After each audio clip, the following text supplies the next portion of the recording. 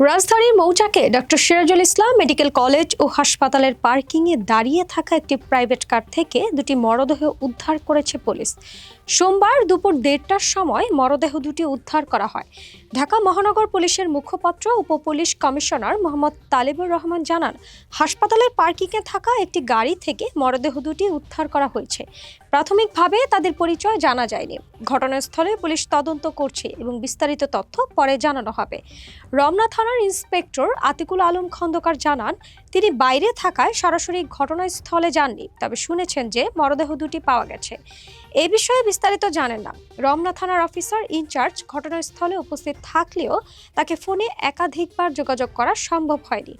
হাসপাতাল সূত্রে জানা গেছে, গত শনিবার ভোর 5:30টার দিকে গাড়িটি হাসপাতালের পার্কিংয়ে প্রবেশ করে।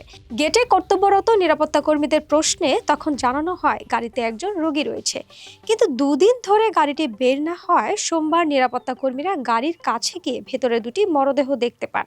খবর পেয়ে পুলিশ এসে মরদেহ দুটি উদ্ধার করে।